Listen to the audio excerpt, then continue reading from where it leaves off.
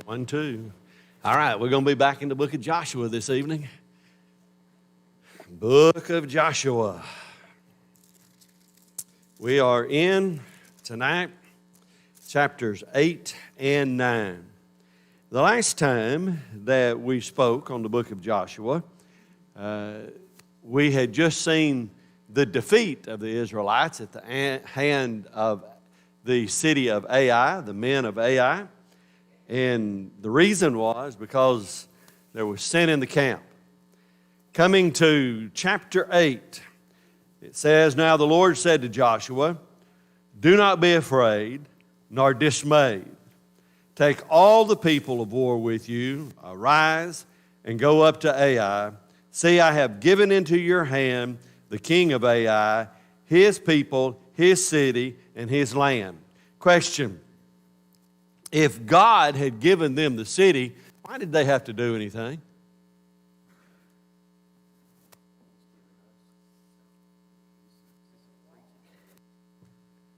Well, isn't it interesting? And I raise this question because I hear this all the time. Ephesians 2, 8, and 9, "For by grace are you saved through faith. It is the gift of God." Oh, you don't have to do anything to be saved. Time out. Time out. Let's just go back to an Old Testament illustration right here. Here it is. God said, "I've given you the city. Now get up and go get it." Wait a second. You gave it to me. Why do I have to do anything? It's a gift. Yeah, it is a gift. But even gifts require conditions. And here are some conditions. Verse 2, "And you shall do to Ai and its king as you did to Jericho and its king. Only its spoil and its cattle you shall take as booty for yourself. Lay an ambush for the city behind it." Remember, Jericho, they weren't supposed to take anything. No spoil. Well, that's when Achan sinned, and he saw the garments, and he saw the gold, and he saw the silver, and he took and he hid it in his tent. And because of that, they went up against Ai, and they were defeated. And Joshua was distraught. I love the point that one of my young men are making right now in their speeches in regards to Joshua. In Joshua 7 and verse 10, Joshua done fallen on his face, crying. You know what the Lord said? "Get up." Did your mom and daddy ever say that to you? They ever wear your breeches out and you're on the ground crying and "Get up"? Yes, sir. Yes, sir. Well, God said, "Get up." And now there's a plan. And here's the plan. Verse 3. "So Joshua arose and all the people of war to go up against Ai. And Joshua chose 30,000 mighty men of valor and sent them away by night.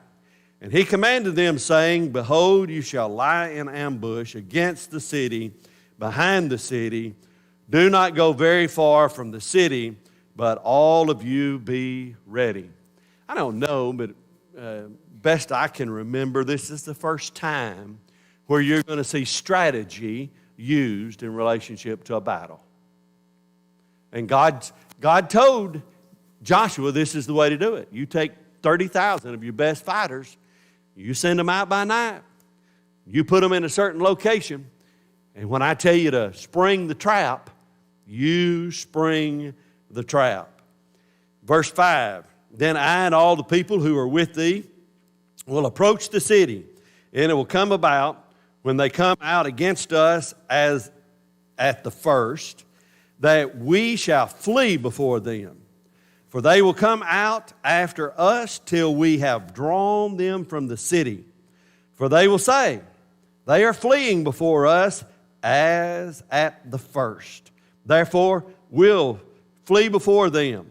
Then you shall rise from the ambush and seize the city, for the Lord your God will deliver it into your hands.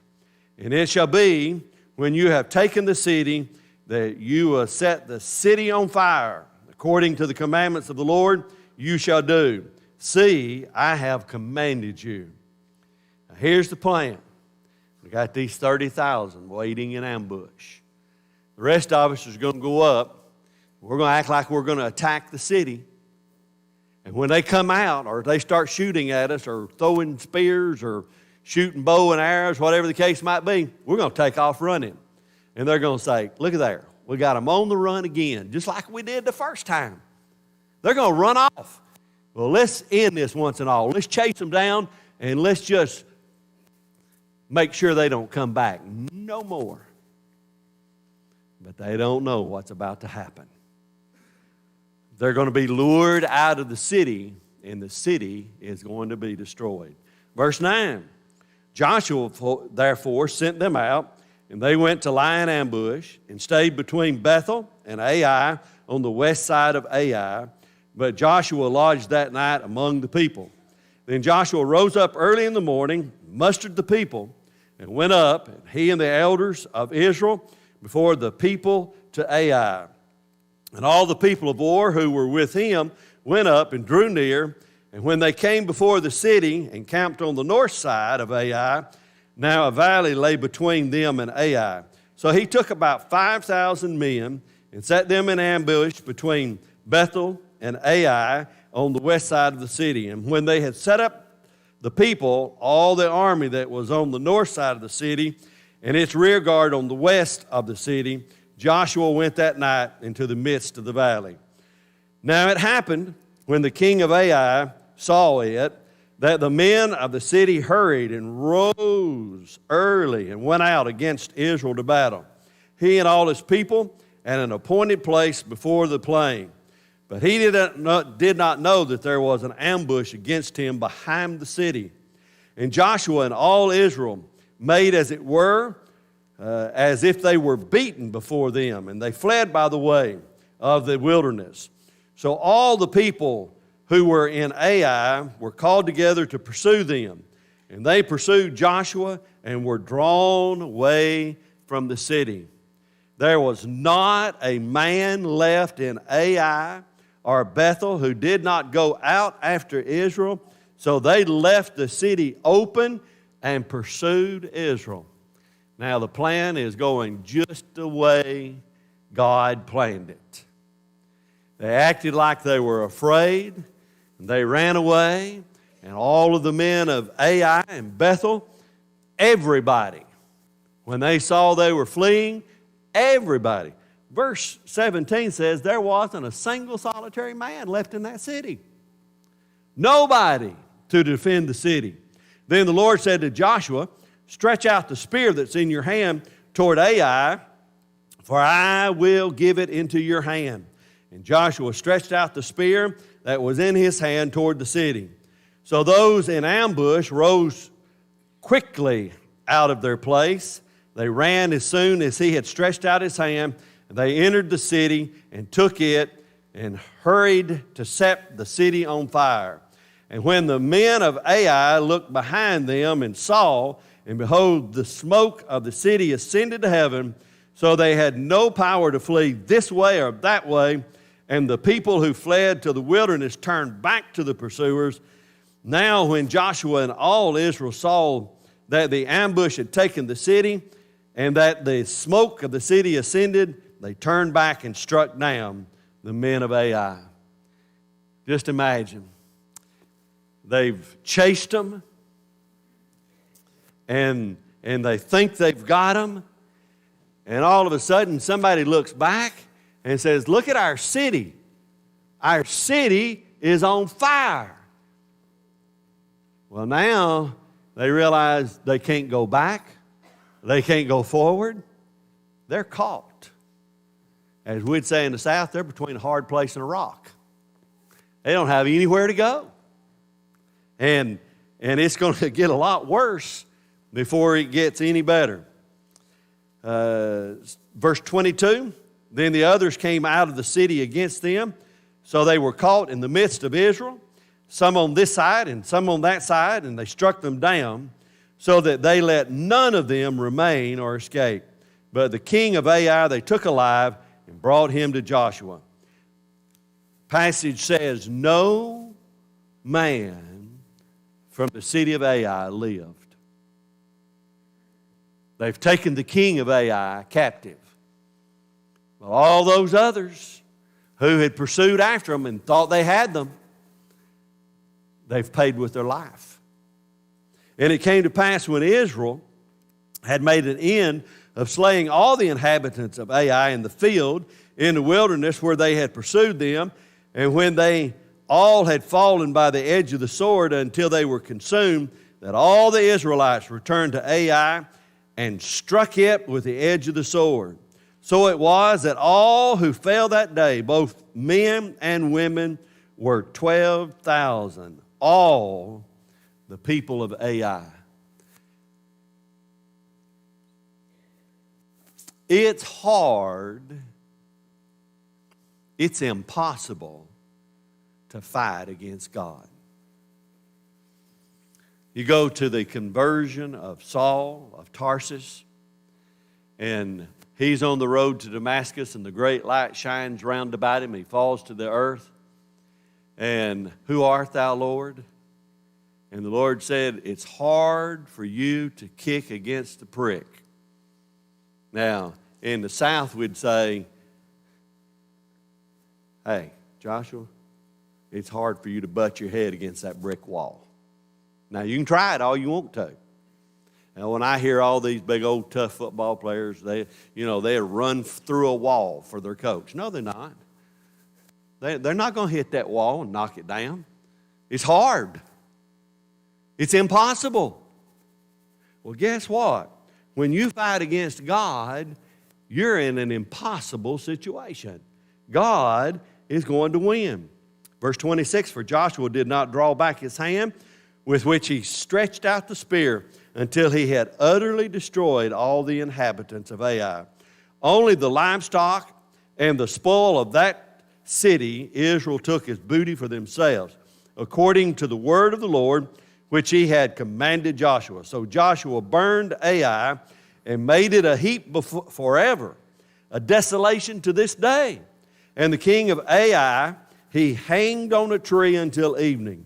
And as soon as the sun was down, Joshua commanded that they should take his corpse down from the tree, cast it at the entrance of the gate of the city, and raise over it a great heap of stones that remains unto this day. You think the city of Ai served two purposes? A reminder to Israel and a reminder to everyone that was going to be in battle against Israel. And all you had to do, go look at the city. What's there? A heap of nothing. God, through Israel, leveled that situation.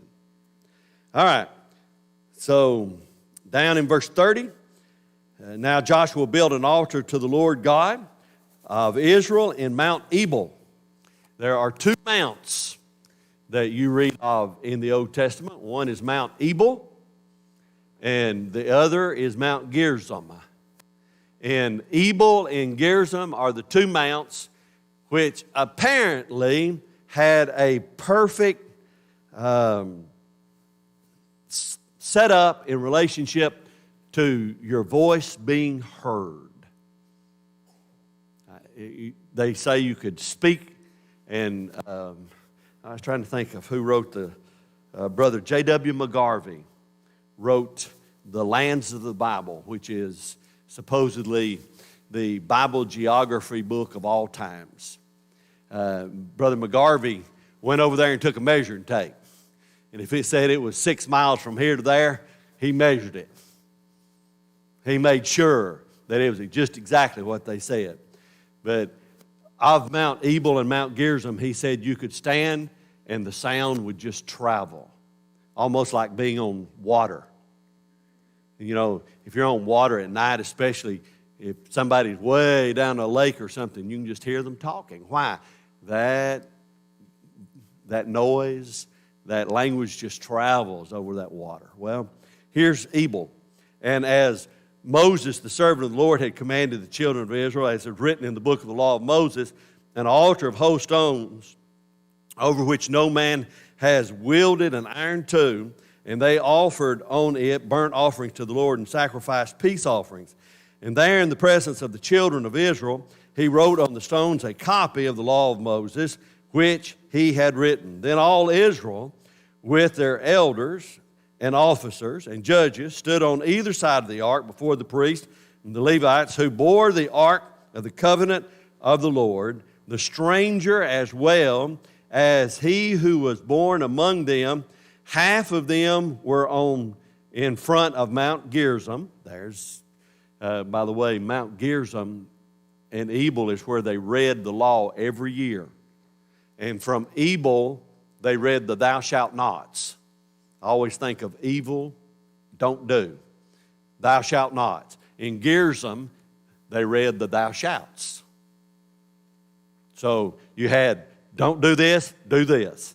And it came from Mount Ebal and Mount Gerizim.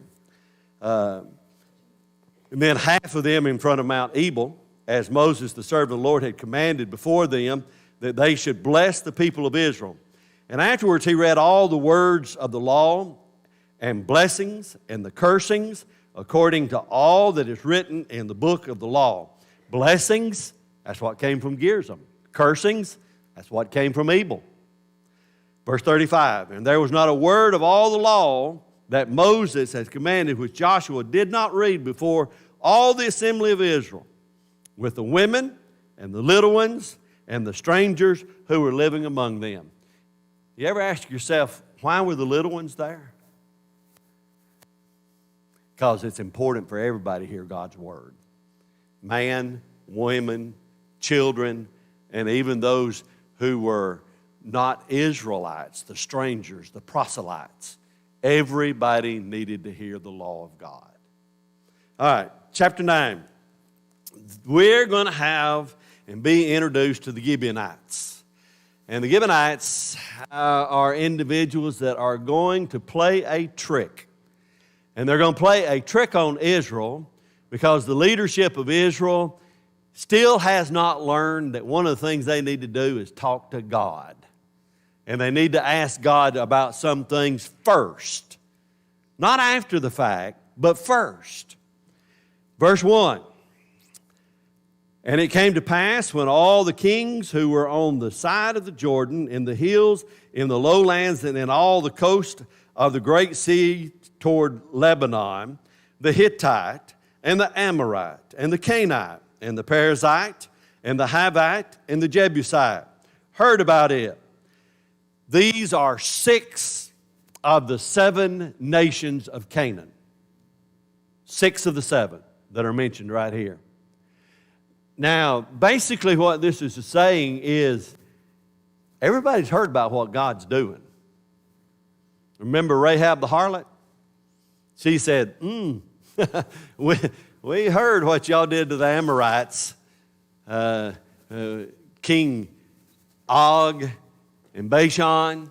We've heard what you've done to those folks. Well, guess what? Everybody's hearing what God is doing. Verse 2, and they gathered together to fight with Joshua and Israel with one accord. So, instead of being intelligent, what do? They say, we just need to band together and all fight the Israelites. That's not the message you should have got from this. The message you should have gotten from this is God can defeat His enemies, one at a time or all at once. But that's not the lesson they learned. They said, we need to come together and stand against them. Verse 3, but when the inhabitants of Gibeon heard that what Joshua had done to Jericho and Ai, they worked craftily and went and pretended to be ambassadors. And they took old sacks on their donkeys, and old wide skins torn and mended, old and patched sandals on their feet, old garments on themselves. All the bread of their provision was dry and moldy. And they went to Joshua to the camp at Gilgal and said to him and to the men of Israel, we've come from a far country. Now therefore make a covenant with us. Get this picture. Here are the Gibeonites. They live right over there, just across the street. But they pretended like they had come from California, long way. So they put on old clothes and they put on shoes that were just worn out. And their bottles that they used to carry water in, they made sure they were old and cracked and had to be mended and stitched up so that they'd hold water. Whatever the case, they made it look like they had come from a long, long way. When in truth, they just came from right over there. They were just on the other side of the hill. We just didn't know they were over there. So they've tricked us. Now they've come to Joshua, and they've come to all of the officers of Israel, and they say, hey, we want to make an agreement with you. We've heard what you've done, and we know how strong you are, so instead of us getting all killed, why don't you just make us servants? We'll be servants. Servants is okay. Servants are alive. The other alternative in this situation is not very good. We surrender. Well, let's see what happens. Down in verse 7, then the men of Israel said to the Hivites, perhaps you dwell among us, so how can we make a covenant with you? But they say to Joshua, we are your servants. And Joshua said to them, who are you and where'd you come from? So they said to him, from a very far country your servants have come. Because of the name of the Lord your God, we have heard of his fame and all that he did in Egypt and all that he did to the two kings of the Amorites who were beyond the Jordan, to Sihon, king of Heshbon, and Og, king of Bashan, those who were Ashtaroth.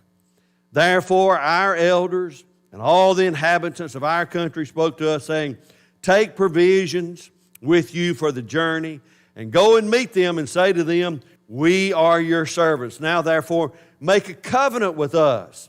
This bread of ours we took hot. I mean, when we started this, before we started this trip, we took it right out of the oven, we stuffed it in a sack, and look, it's old and hard and moldy now. Now, they really played it all the way through. The bread of ours we took hot out of for our provisions from our houses on the day we departed to come to you. But now look at it. It is dry and moldy. And these wine skins which we filled were new. And see, they're torn. These old garments and our sandals have become old because of the very long journey. Then the men of Israel took some of their provisions, but underline this. This isn't in here just to have another line in the story. Here's the reason this story's here. They did not ask counsel of the Lord.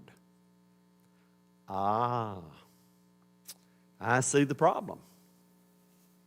They didn't seek God's wisdom.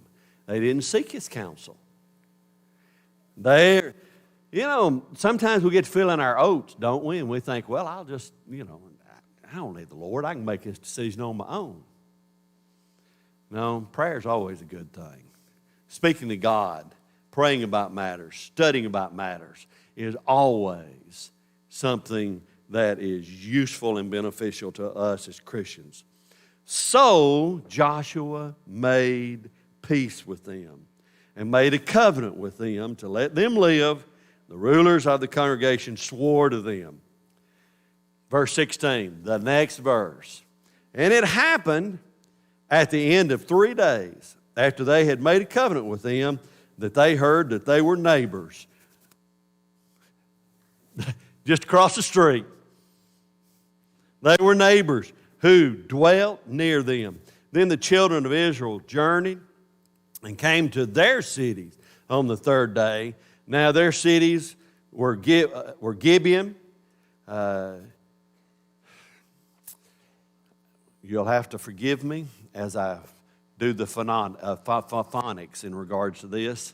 Chipharah, Beeroth, and Kirjath Jearim. Here are their cities. And the children of Israel did not attack them because the rulers of the congregation had sworn to them by the Lord God of Israel. And all the congregation complained against the rulers. And all the rulers said to all the congregation, we've sworn to them by the Lord God of Israel. Now therefore we may not touch them. This we will do to them. We will let them live, lest wrath be upon us because of the oath which we swore to them. Another valuable lesson. Your word's valuable.